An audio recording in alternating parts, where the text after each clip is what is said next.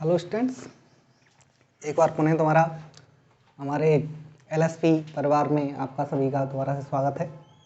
आपका दिन शुभ रहा होगा और जो भी जैसे भी हमारी तैयारी चल रही है उसी तरीके से हमारी दोबारा से तैयारी चलती रहेगी। चैनल को लाइक करें, सब्सक्राइब करें और अपने जो भी पढ़ने वाले हैं उन सभी के लिए भी चैनल को भेजें। ठीक है, तो हम बात कर रहे थे बिलियन की। चैप्टर हमारा बिलियन चल रहा था। समझ में तुम्हारे सब कुछ आ रहा होगा अब तो।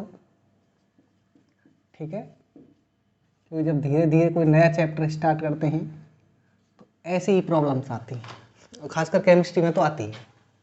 तो बिलियन चल रहा था और बिलियन में मैंने शुरुआत की बात करें तो बिलियन में मैंने तुम्हें बहुत सारी चीज़ों के बारे में बताया था। सबसे पहले बिलियन के प्रकार बताए थे कि अवस्था के आधार पर बिलियन दो प्रकार के होते हैं। उनमें से समांगी और विषमांगी था। समांगी मतलब दोनों ही अवयव समान हो अवस्था पे। तो अवस्थाएं तीन होती हैं, वैसे तो नॉर्मली वैसे 5 होती हैं लेकिन 3 पढ़ते हैं। द्रव अवस्था, गैस अवस्था और ठोस अवस्था। यदि विलेय और विलायक की अवस्थाएं समान हो तो उसको समांगी मिश्रण कहते हैं। ठीक है, तो उसको समांगी मिश्रण कहा जाता है। होमोलॉगस कहते हैं, होमोजीनियस कहते हैं। और अगर अलग अलग हों, जैसे द्रव में ही ठोस घोल रखा है या गैस घोल रखी है तो अलग अलग हो जाता है, तो उसको हेट्रोजीनियस कहते हैं। ठीक है, फिर आगे चले तो विलयन को फिर दो तरह से बांटा, गैसीय विलयन, द्रव विलयन और ठोस विलयन। गैसीय विलयन, द्रव विलयन और ठोस विलयन। फिर आगे बात करके फिर हमने विलेयता की बात की कि विलेयता क्या होता है कि अधिकतम मात्रा किसी भी द्रव्य विलायक में घोली जा सकने वाली अधिकतम मात्रा ही क्या है, विलेयता है। और विलेयता के साथ साथ हमने गैसों की विलेयता की पढ़ी थी और ठोसों की विलेयता भी पढ़ी थी। पहले ठोसों की विलेयता पढ़ी, उसका उस पर दाब का प्रभाव, ताप का प्रभाव जो भी पड़ता है उसके बारे में पढ़ा था। फिर गैस की विलेयता पढ़ी थी, गैस पे ताप का प्रभाव, दाब का प्रभाव जो भी पड़ता था वो पढ़ा था। उसके साथ ही हेनरी का नियम पढ़ा था जो था P बराबर के एच एक्स, जो था के P बराबर के एच एक्स था। इसमें P तो था दाब, के एच हेनरी ने तंग था और एक्स जो था वो था मोलंस। किसका मोलंस? विलेय का मोलंस। और किस पे निर्भर करता था? गैसीय विलयन में। विलेय का मोलंस किस पे काम आता था? गैसीय विलयन में। ठीक है, इसके बाद आगे चले तो इसके बाद हमने बात की थी राउल्ट के नियम की कि राउल्ट का नियम क्या होता है, वह किस तरह काम करता है, कैसे विलायकों में या विलेय में उसको यूज किया जाएगा। राउल्ट के नियम में मैंने 2 तरह से राउल्ट का नियम तुम्हें बताया था। एक तो बताया था वाष्पशील द्रव्यों के लिए, एक बताया था अवाष्पशील द्रव्यों के लिए। वाष्पशील जो द्रव होते थे उसमें विलेय और विलायक दोनों वाष्पशील थे, तो विलयन का जो दाब था, विलयन का जो वाष्प दाब था वो दोनों पर ही निर्भर कर रहा था, विलेय पर भी और विलायक पर भी। फिर मैंने अवाष्पशील की बात की तो इसमें जो विलेय था वो केवल विलायक के वाष्प दाब पर निर्भर कर रहा था, लेकिन उसको वहाँ से ट्रांसफ़र करके XV के प्रोपोर्शनल ले आए थे। फिर आगे बात हमने की उसके बाद अणुसंख्या गुणधर्मों की बात की।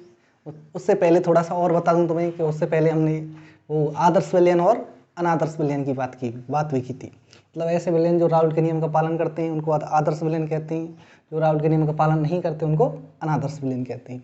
आदर्श विलयन अलग टाइप के थे, अनादर्श विलयन के फिर 2 टाइप बताए हमने। एक तो बताया था धनात्मक अनादर्श विलयन, एक बताया था ऋणात्मक आदर्श विलयन। एक धनात्मक बताया था, एक ऋणात्मक बताया था। मतलब जहाँ मात्रा बढ़ जाए वो धनात्मक और जहाँ मात्रा घट जाए वो ऋणात्मक। फिर आए अणुसंख्यक गुणधर्मों पे। फिर क्या बताई मैंने? अणुसंख्यक गुणधर्म कि अणुसंख्यक गुणधर्म क्या होते हैं। मतलब ऐसे गुण जो विलेय और विलायक की मात्रा पर निर्भर करते हैं उनको अणुसंख्यक गुणधर्म कहा जाता है। दोबारा सुन लो, ऐसे गुणधर्म जो विलेय और विलायक की मात्रा पर निर्भर करते हैं उनको अणुसंख्यक गुणधर्म कहा जाता है। और अणुसंख्यक गुणधर्मों में 3 अणुसंख्यक गुणधर्म हम पढ़ चुके हैं। पहला पढ़ा था आपेक्षिक अवनमन। पहला क्या पढ़ा था? वाष्प दाब में आपेक्षिक अवनमन। उसके बाद क्वथनांक उन्नयन पढ़ा, हिमांक अवनमन पढ़ा। आज पढ़ेंगे परासरण दाब। तो हिमांक अवनमन के बारे में थोड़ा सा तुम्हें परिभाषात्मक रूप से थोड़ा सा नॉलेज दे देते हैं, फिर हिमांक अवनमन की बात करेंगे, फिर बात करेंगे परासरण दाब की। तो हिमांक अवनमन चल रहा है हमारा, अवनमन। और मैंने कल जब हिमांक अवनमन पढ़ाया था तो बताया था कि अवनमन माने होता है टेम्परेचर का कम हो जाना, टेम्परेचर का कम हो जाना। मतलब बात ये थी हिमांक किसे कहते हैं, मतलब वह बिंदु, तापमान का वह बिंदु जहाँ द्रव और ठोस दोनों का जो वाष्प दाब है, द्रव और ठोस दोनों का जो वाष्प दाब है वो अगर समान हो जाए तो उसको बोलते हैं हिमांक। लिख सकते हैं, नहीं लिखा होगा तो कल, वह ताप जिस पर द्रव व ठोस दोनों अवस्थाएं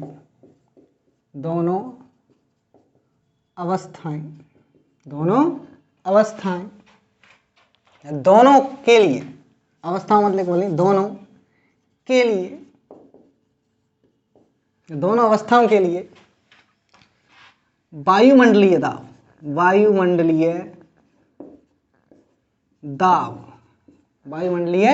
दाब समान हो जाता है। वायुमंडलीय दाब क्या हो जाता है, समान हो जाता है। उस ताप को बोलते हैं हिमांक। उस ताप को क्या बोलता है, हिमांक बोला जाता है। उस ताप को हिमांक कहते हैं। ये वाली बात मैंने तुम्हें कल बता दी थी। ये वाली बात कब बताई थी मैंने, कल बताई थी। ठीक है, इतना हो गया। फिर बताई थी मैंने अवनमन की, अवनमन क्या होता है, हिमांक में भी अवनमन क्या होता है। तो उसके बारे में बात की थी मैंने कि यदि अवाष्पशील विलेयुक्त विलयन हो, कैसा हो, अवाष्पशील विलेयुक्त, नॉन वेपराइज्ड अवाष्पशील विलेयुक्त विलयन हो, कौन हो, विलयन हो। यदि अवाष्पशील विलेयुक्त विलयन हो तो विलयन का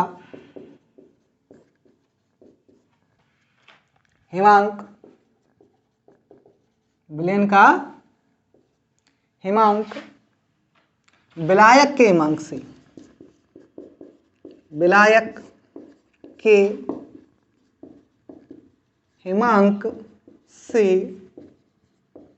कम हो जाता है।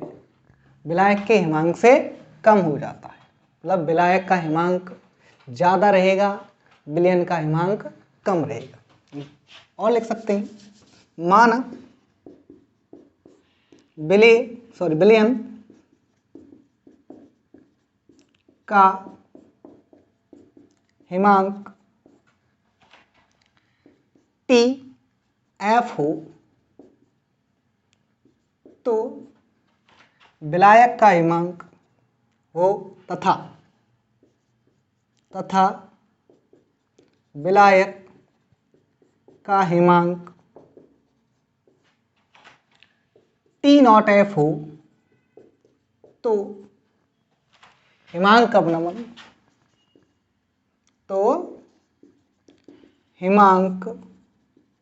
अवनमन क्या बताया था मैंने, होता है delta TF is equal to, ज़्यादा कौन है, विलायक, तो T0F माइनस TF।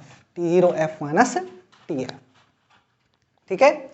फिर बात की थी जो TF है, कौन है, TF है वो वाष्प दाब के समानुपाती होता है। वो किसके समानुपाती होता है, वाष्प दाब के। तो delta T is proportional P के, या डेल्टा P के, या P के समानुपाती हो गया। अब जो P है वो राउल्ट के नियम अनुसार किसके समानुपाती हो जाती है, विलेय के मोल अंश के समानुपाती हो जाती है। लेकिन कैसे लिखेंगे, लेकिन लगाया गया वाष्प दाब विलेय के, बोल रहा हूं लेकिन दिख नहीं रहा हो तो बता देना, विलेय के मोल अंश के बराबर, के समानुपाती हो जाती है, हो जाती है। यहां तक स्क्रीनशॉट लो, फिर बात करते हैं।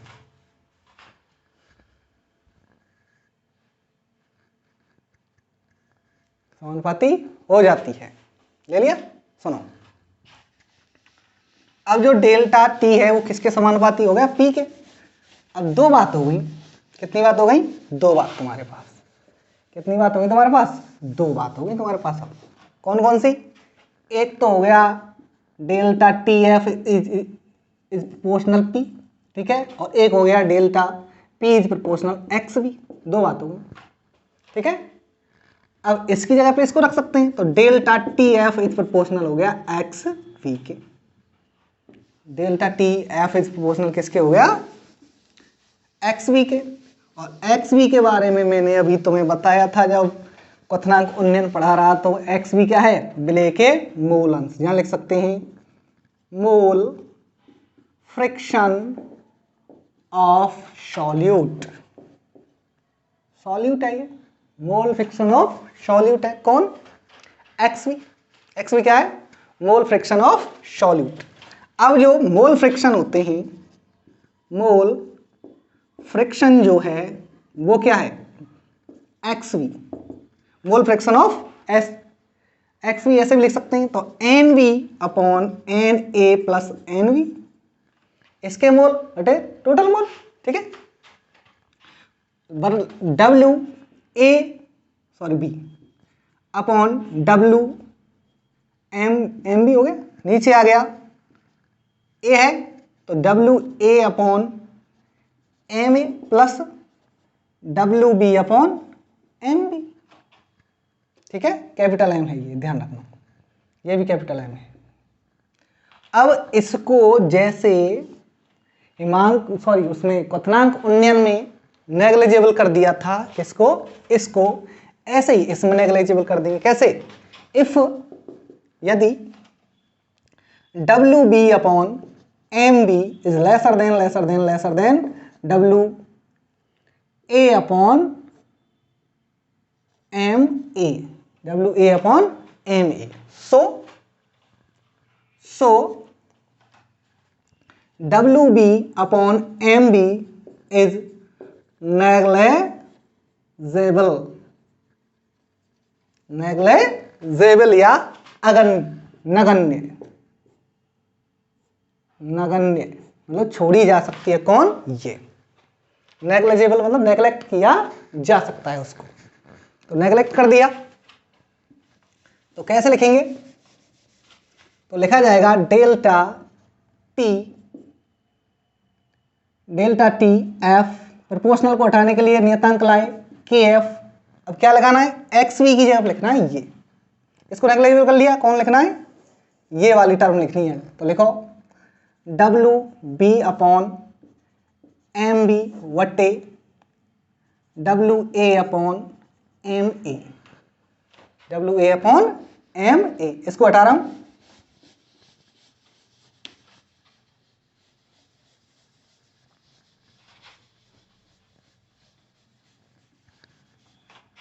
मीनिंग्स तुम थोड़ा सा देख लिया करना, ठीक है।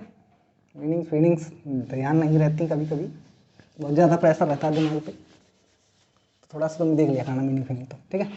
Delta T F is equal to K F, M को ऊपर ले गए एम ए, ठीक है, W B upon M B, और नीचे डब्ल्यू ए ही रहा है, into W A, okay, W A. अब जो ये है, इतनी वाली जो टर्म है वो क्या है, मोलैलिटी है। इतनी वाली टर्म क्या है, इतनी वाली, ये भी कौन किसकी है, ये मोलैलिटी की टर्म है। So delta T F is equal to K F M, तो एम जो है वो तो है मोललता, मोलैलिटी, और जो के एफ है वो बताया मैंने मोलल हिमांक अवनमन स्थिरांक, मोलर हिमांक अवनमन स्थिरांक बताया था। तो इससे मोलैलिटी ये हो गया, ये निकल के आ गया तुम्हारा पहली टर्म। पहली टर्म यहीं तक है, यहीं तक करनी थी वो, ठीक है। अब बात आती है कि इसमें और मोलैलिटी में संबंध से अणुभार कैसे निकालते हैं। किसका अणुभार? विलेय का अणुभार। सेम ऐसे लिख सकते हैं, हिमांक अवनमन द्वारा विलेय के अणुभार ज्ञात करना, ठीक है, विलेय का अणुभार ज्ञात करना, या फिर हिमांक अवनमन और विलेय के अणुभार में संबंध। हिमांक अवनमन और विलेय के अणुभार में संबंध, ये चीज भी लिखी जा सकती है। तो इसको ऊपर लेके आओ पहले। तो delta T F is equal to K F M. मोललता के बारे में मैंने क्या बताया था? मैंने बताया था delta T F is equal to K F, मान रखो, तो W B upon M B into W A गुणा 100 गुणा 1000, सॉरी, मल्टीप्लाई कितना? 1000 हो गया। अब ये तो ऊपर लाना है, इसको नीचे ले जाना, क्योंकि यही तो निकाल रहे हैं। विलेय का अणुभार कौन है? एम बी ही तो है। तो M B is equal to K F delta T F into W B ऊपर, डब्ल्यू ए नीचे, इंटू 1000 एक टर्म निकल के आ गई। ये 2 टर्म हो गई तुम्हारे पास। कितनी टर्म हो गई? 2। ये हो गया, यहां तक ले लो पहले, फिर आगे बात करते हैं।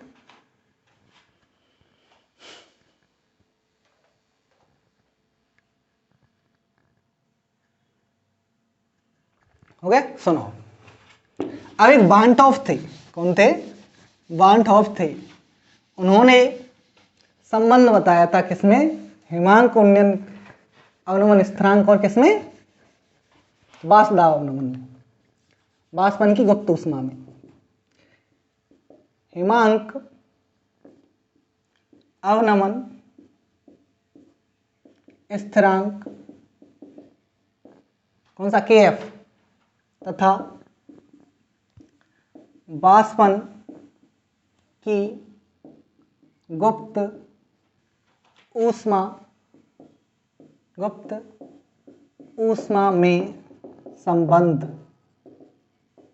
गुप्त ऊष्मा में संबंध। तो उन्होंने बताया था के एफ इज इक्वल टू हो जाता है, के एफ मार्कर नहीं चल रहा है, रुको,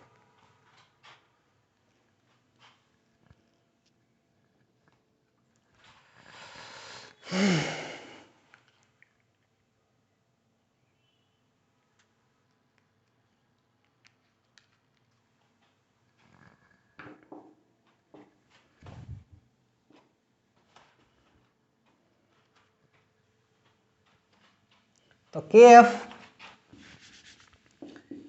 एफ इज इक्वल टू हो जाता है MART² upon delta H into 1000।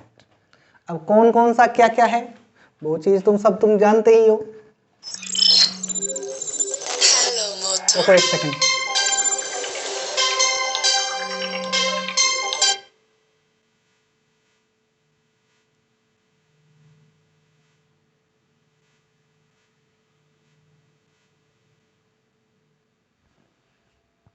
ठीक है, ये स्थिरांक है, ये विलायक के मोल हैं, आर गैस स्थिरांक, गैस नियतांक है जो तुमने पीवी बराबर एनआरटी में पढ़ा है, टी टेम्परेचर है, वो भी कौन सा ये निकाल रहे थे वो, डेल्टा एच वाष्पन की गुप्त ऊष्मा है, ये ध्यान रखना, ये है वाष्पन की गुप्त ऊष्मा, इसको डेल्टा एच वाष्पन की गुप्त ऊष्मा भी कहते हैं। इस टर्म को भी थोड़ा सा याद रखने में अलग से है, ये टर्म क्या है, थोड़ा अलग से, इसको भी याद रखने में। तो हमने आज 3 चीजें पढ़ ली थी आज तक, यहां तक कितनी चीजें हो गई? अणुसंख्यक गुणधर्मों में 3 गुणधर्म हो चुके हैं। चौथा गुणधर्म की बात करें परासरण दाब की।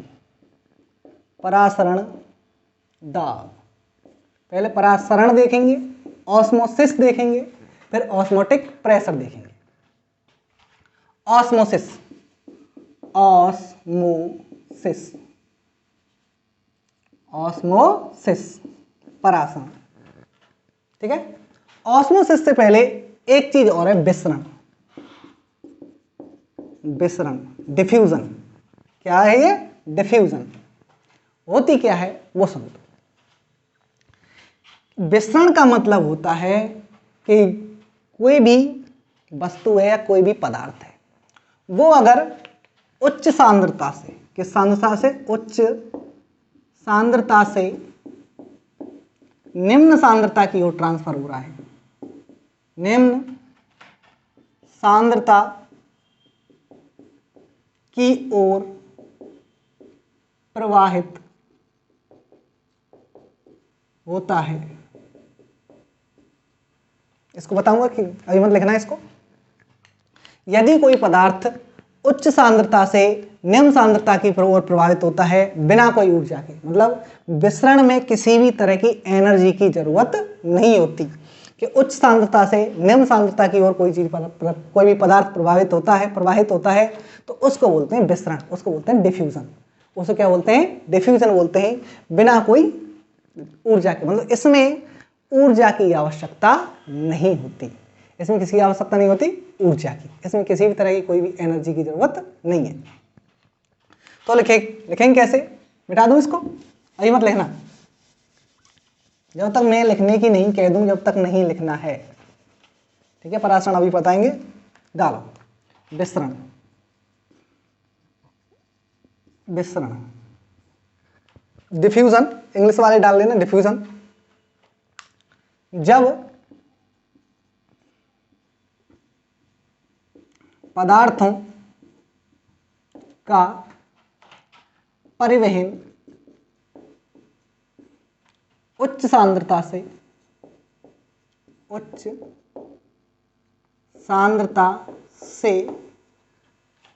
निम्न सांद्रता की ओर, निम्न सांद्रता की ओर, सांद्रता की ओर बिना किसी ऊर्जा के होता है, ऊर्जा के होता है, बिना किसी ऊर्जा के होता है, ऊर्जा की एनर्जी की जरूरत नहीं होती, ऊर्जा के होता है, तो उसे विसरण कहते हैं, विसरण कहते हैं, तो उसे विसरण कहते हैं। और सबसे अच्छा एग्जाम्पल कौन सा है? कमरे में परफ्यूम की महक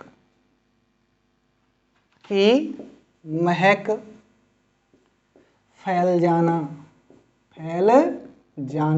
अगरबत्ती की खुशबू है और परफ्यूम की महक है, वो फैल जाती है। मतलब जैसे कोई खिड़की में तुमने परफ्यूम छिड़की, ठीक है, कहीं कोई कोने में छिड़की, ठीक है, अब बिना कोई ऊर्जा के वो पूरी परफ्यूम की जो खुशबू थी पूरे कमरे में हो जाती है, ऊर्जा की जरूरत तो नहीं पड़ी, पूरे कमरे में फैल जाती है। उसी को बोलते हैं क्या? विसरण। मतलब विसरित हो जाती है, फैल जाती है, डिफ्यूज्ड हो जाती है, वो पूरी तरह से उसमें फैल जाती है, उसको बोला जाता है क्या? विसरण। ये लिख सकते हैं, ये लिखने लायक है, ठीक है। उतारो इसको, फिर बात करते हैं।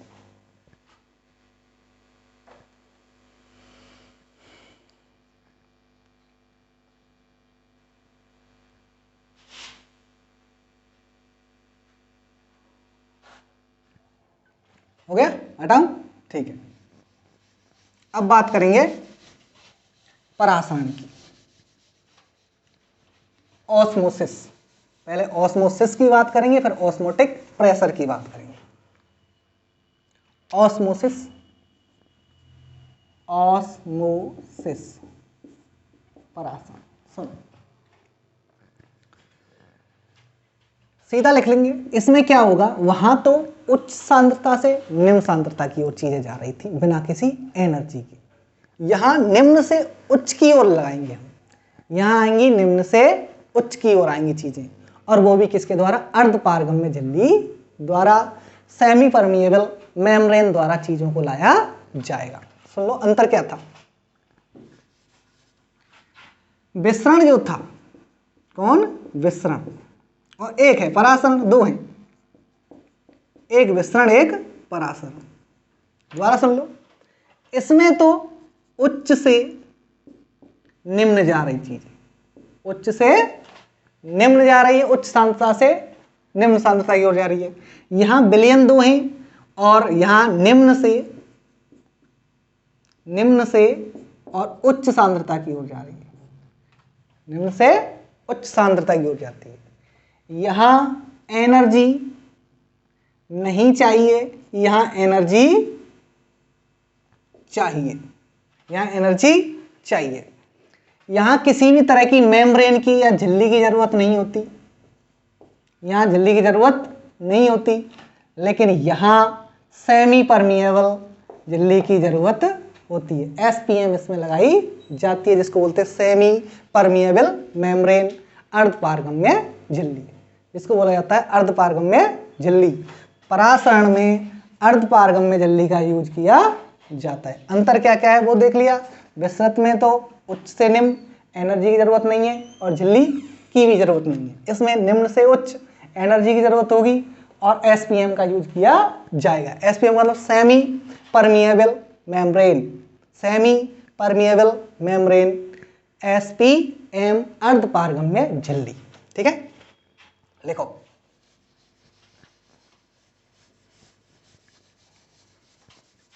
अभी बताऊंगा तुमको कैसे कैसे होता है। जब पदार्थों का परिवहन,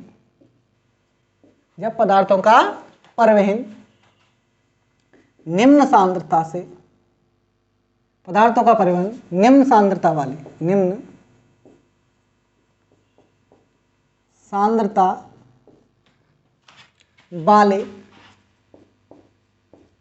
विलयन से, निम्न सांद्रता वाले विलयन से उच्च सांद्रता वाले विलयन की ओर होता है। उच्च सांद्रता वाले विलयन की ओर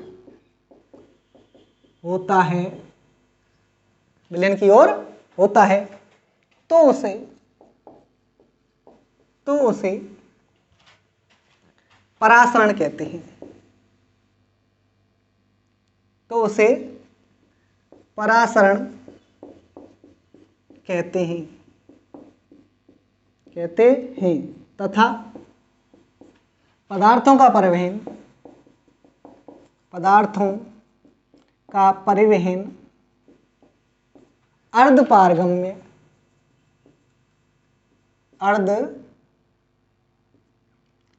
अर्धपारगम्य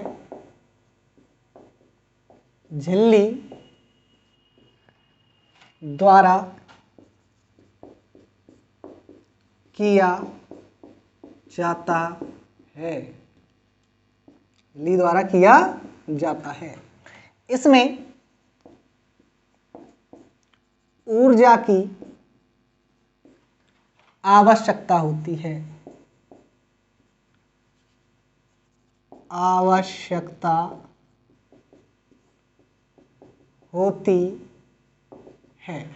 ठीक है, ऊर्जा की आवश्यकता होती है।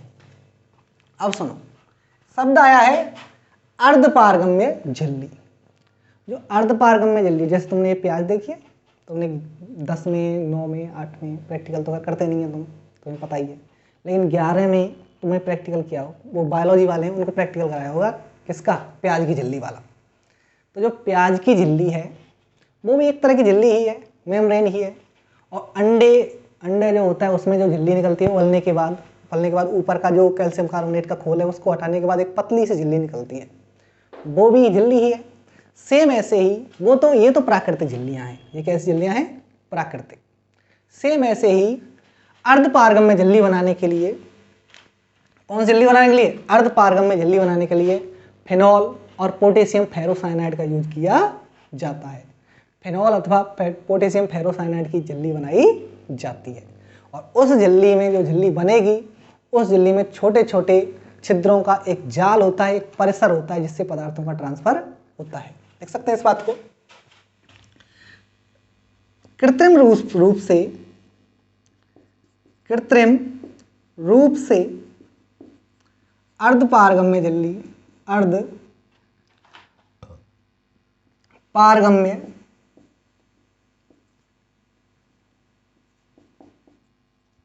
झिल्ली, अर्ध पारगम्य झिल्ली फिनॉल तथा, अथवा, फिनॉल अथवा लिख लो, तथा लिख लो, पोटेशियम फेरोसाइनाइड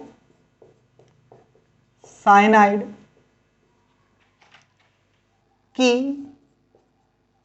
बनी होती है।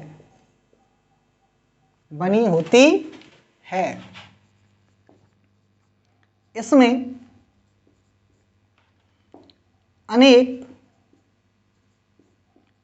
छोटे छोटे छिद्र होते हैं जो एक छिद्रित जाल का निर्माण करते हैं। छिद्रित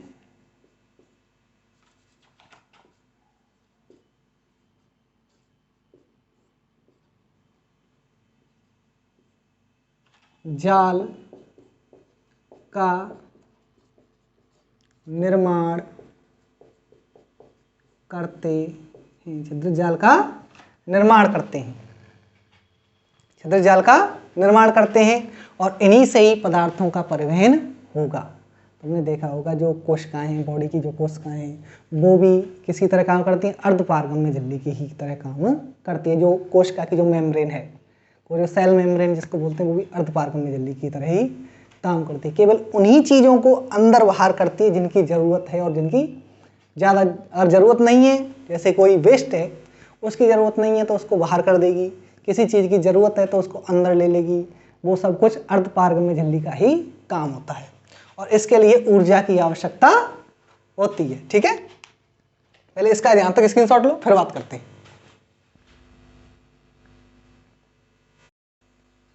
चलो भाई, मिटाऊं अब इसको।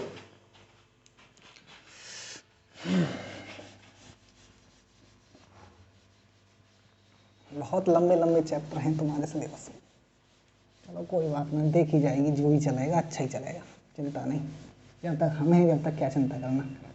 ठीक है, अब बात करते हैं परासरण दाब की, ऑस्मोटिक प्रेशर की। परासरण दाब, ऑस्मोटिक प्रेशर, ऑस्मोटिक प्रेशर। सुनो, ये पात्र बनाया, ठीक है, ये है तुम्हारा एक पात्र। ठीक है, एक पात्र है ये तुम्हारा। इसमें यहां तुमने एक मेम्ब्रेन लगा रखी है, सेमी परमिएबल मेम्ब्रेन लगा रखी है, एसपीएम। ठीक है, इधर तो वल रखा है विलायक, इधर कौन है? विलायक है। ये कौन है? सॉल्वेंट है, विलायक है। ठीक है, ये विलायक है। और इधर वर रखा है विलयन। इधर क्या वर रखा है? विलयन वर रखा है। इधर वर रखा है विलयन। इसमें एक पिस्टन लगा रखा है P1 और इधर एक पिस्टन लगा रखा है P2। ठीक है, ये तुम्हारा, पहले तो ये सुन लो। अब होगा क्या, इधर तो उच्च सांद्रता है, इधर तो उच्च सांद्रता है, किसकी? विलायक की। और इधर निम्न सांद्रता है किसकी? विलायक की। किसकी? विलायक की। ठीक है, यहां तक सुन लिया। अब होगा ये कि जब विलायक के कण किधर ट्रांसफर होंगे? सेमी परमिएबल झिल्ली से होकर इधर ट्रांसफर होंगे। ठीक है, परासरण दाब, परासरण के कारण परासरण की जो क्रिया है वो इधर से कणों को किधर ट्रांसफर करेगी? अणुओं को इधर ट्रांसफर करेगी। और जब इधर ट्रांसफर करेंगे तो ये पिस्टन किधर आएगा? नीचे आएगा। माना कि यहां तक आ गया, ये ए स्थिति थी, अब सी ए बी पे आ गया। ठीक है, ठीक है, बी पे आ गया। और यहां अब पहले सी स्थिति थी और ये खिसक के ऊपर की ओर खिसक के जाके डी स्थिति पे आ गया। ये तो पिस्टन ऊपर चला गया, ये पिस्टन नीचे आ गया। ठीक है, अब तुम चाहते हैं कि ये जो पिस्टन ऊपर गया था उसको दबाएं और दबाने के बाद इस पिस्टन के बराबर लेके आए। मतलब जो बाह्य दाब लगाएंगे तुम दोनों पिस्टनों को बराबर करने के लिए जो बाह्य दाब लगाया जाएगा वही उसका मान किसके बराबर हो जाता है? परासरण दाब के बराबर हो जाता है। पहले चित्र बनाओ फिर लिखेंगे। ठीक है, चित्र बनाओ फिर लिखना स्टार्ट करते हैं। यहीं से लिखना स्टार्ट करेंगे। माना एक पात्र जिसको एसएमपी, एसपीएम, एसपीएम का मतलब समझ गए? द्वारा दो भागों फर्स्ट सेकंड पार्ट और फर्स्ट पार्ट, दो भागों, रुको एक सेकंड, एसपीएम द्वारा दो भागों फर्स्ट एंड और सेकंड में बांटा गया है। मतलब दो पार्ट करें एसपीएम द्वारा, फर्स्ट और सेकंड। ठीक है, एक पार्ट तो ये है, एक पार्ट ये है, बीच में एसपीएम लगाई गई है, सेमी परमिएबल मेम्ब्रेन लगाई गई है, जिसमें फर्स्ट में क्या भरा गया है? विलायक है, विलायक, तथा द्वितीय भाग में, सेकंड भाग में विलयन डाला गया है, विलयन डाला गया है। परासरण दाब के कारण, परासरण के कारण विलायक के कण विलयन की ओर आने लगते हैं,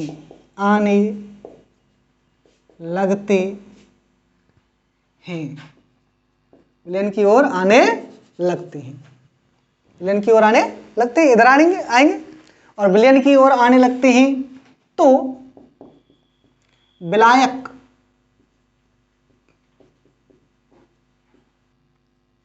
के भाग पर लगा पिस्टन कौन सा?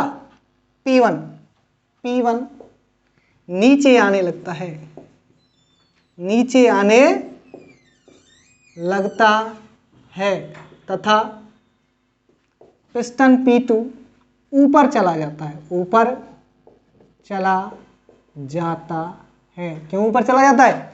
क्योंकि इसके कण जो हैं अर्धपारगम्य झिल्ली से किधर ट्रांसफर होंगे? इधर ट्रांसफर होंगे।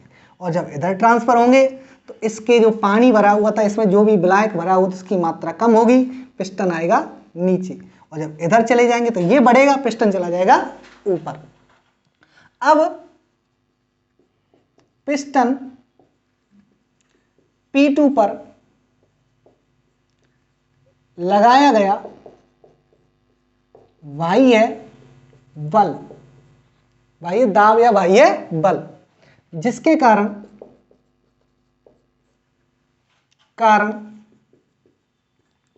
दोनों पिस्टन समान आते हैं, समान आते हैं। अब ये यहां से सी से खिसक के कहां पहुंचा, डी पे, ठीक है। अब डी, अब इसको यूं नीचे की तरफ दबाएंगे, किसके लिए, अब ये तो चला गया नीचे, ये चला गया ऊपर। अब तुम चाहते हैं कि दोनों ही पिस्टन जो है वो कहाँ आ जाए, बराबर आ जाएं। अब एक को दबाएंगे तभी तो वो दूसरा आएगा ऊपर, और लगाया गया वह बल जिसके कारण दोनों ही जो पिस्टन थे, पिस्टन P1 और पिस्टन P2, वो दोनों क्या हो जाएं, समान आ जाएं। तो जो बाह्य बल लग रहा था वो ही किसका कार्य करता है, परासरण दाब का कार्य करता है। देखो, पिस्टन समान आते हैं। इस प्रकार लगाया गया बाह्य बल जो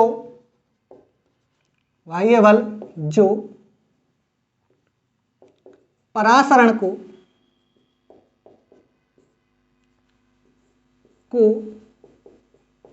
समान करने में सहायता करता है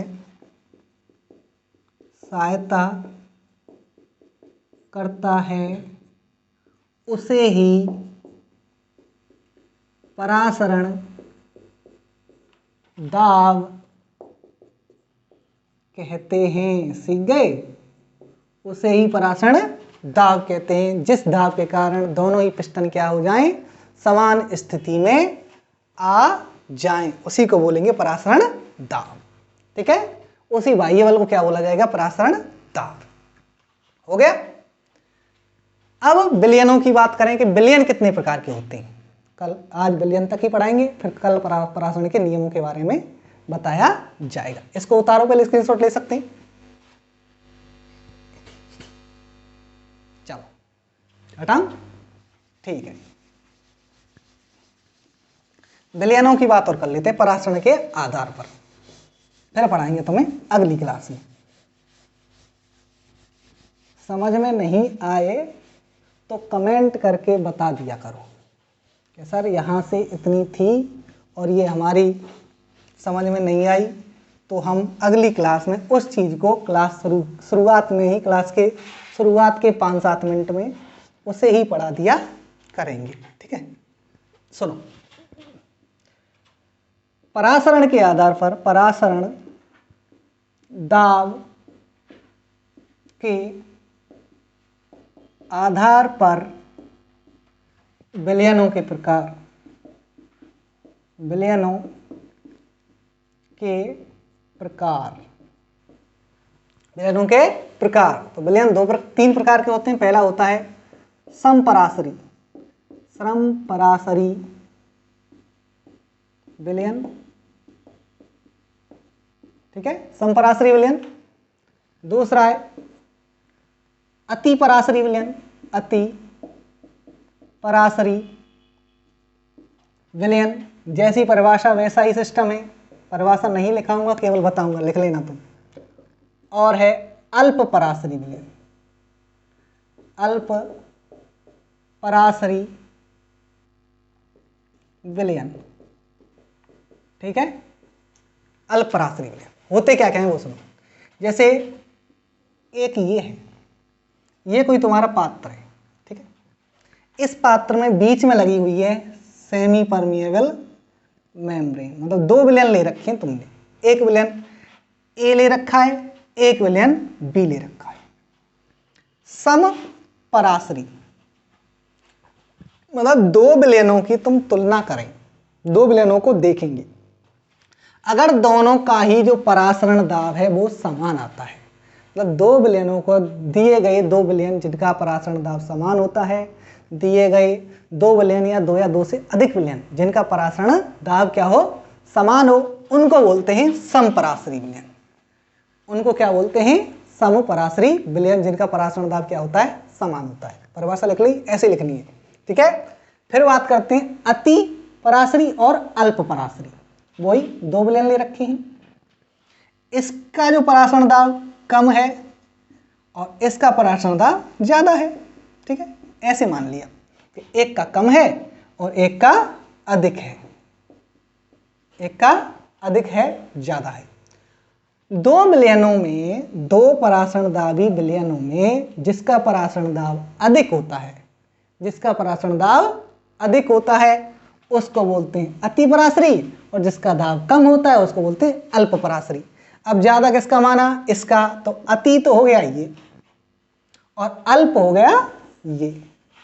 मतलब दो विलयन दिए गए, दो विलयनों में, दोबारा सुन लो, दिए गए दो विलयनों में जिनमें से एक का परासरण दाब अधिक हो उसे कहते हैं अति पराश्री, और दूसरे का परासरण दाब यदि कम हो तो उसको बोलते हैं अल्प पराश्री।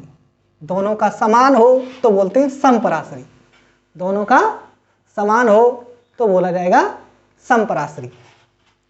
अब जो समपराश्री है उसमें पदार्थों का ट्रांसफर आपस में नहीं होता है। यहाँ पदार्थों का ट्रांसफर नहीं होगा, यहाँ पदार्थों का ट्रांसफर नहीं होगा, इन दोनों में होगा, इन दोनों में होगा। जैसे 9वीं क्लास में तुमने कोशिकाओं का जीव द्रव्य कुंचन पढ़ा होगा, या फिर तुम चने गलाते हैं, या फिर किशमिश पानी में शाम को गला के रख देते हैं, सुबह खाते हैं ना।